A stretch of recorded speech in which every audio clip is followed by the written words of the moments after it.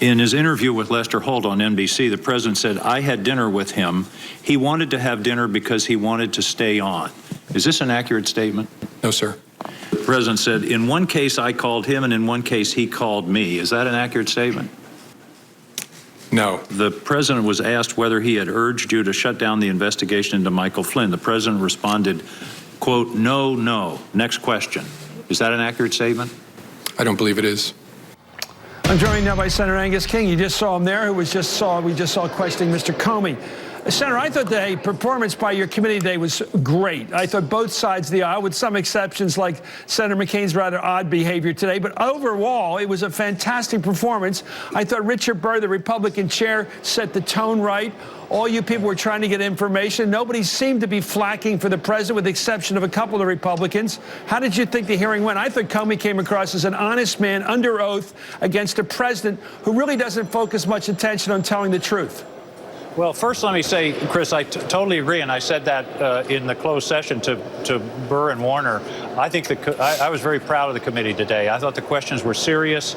There was no grandstanding. Everybody was trying to get at important aspects of this. So I find it reassuring. I hope the American people do, that at least thus far, we've been able to pursue this on a bipartisan basis, and I can tell you everybody's determined to try to continue to do that. It's not going to be easy, but that's the direction we're moving in, and particularly Richard Burr and Mark Warner have, I think they've got the bit in their teeth, and they're taking this very seriously, and it's not a partisan deal. And it's very important, Chris, because Marco Rubio is the one who's made this point most strongly in our meetings.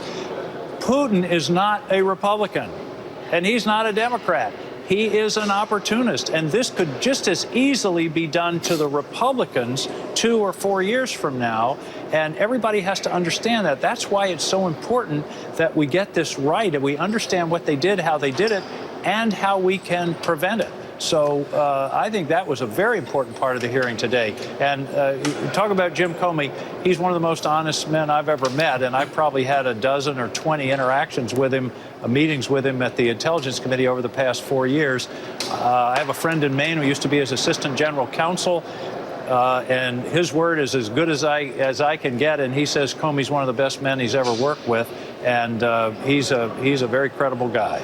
Let's talk about what matters in history 20 years from now, what happened today, and that is that the United States had its electoral political system interrupted by the Russians to whatever extent we'll figure out over time, but they tried to screw up our elections. They took sides. They went down on who they hurt Hillary Clinton, and now the FBI director says that's a fact, not an argument, a fact. He also argued that we have to find out what the role the president played. He said he was fired because he was conducting the investigation. Did you think that was credible? A, the Russians tried to screw with us, and 2, that he was fired because he was trying to get to the bottom of it? Well, now let me talk about the first question first. There's absolutely no doubt, and Mr. Comey testified to this 2 or 3 times, and that was a very important part of this hearing, that the Russians did try to interfere with our elections. I think he used a great phrase I don't think I've ever heard before. He says there's no fuzz on this question. Right. It is clear. They also tried to get into some of our state election systems, and that's one of the things that really worries me. That doesn't get a lot of publicity, but imagine, Chris, if the day after the election we found that they had switched 100,000 votes in Michigan or Wisconsin or Florida or North Carolina or Ohio, we would have a true constitutional crisis. This was a really serious attack, and even though they were unsuccessful in getting into those state election systems, they weren't doing it for fun. They're going to be back, and they were practicing and probing. So that is a very, very important part of this whole thing, and I think that to me that was the major thing that came out of the hearing. All of the drama about the president and Comey and who said what to whom, that's really important. There's no question about that. But we can't take our eye off the ball that a foreign power, an adversary who doesn't wish us well, was trying to strike at the heart of our democracy. Thank you so much, Senator Angus King of Maine.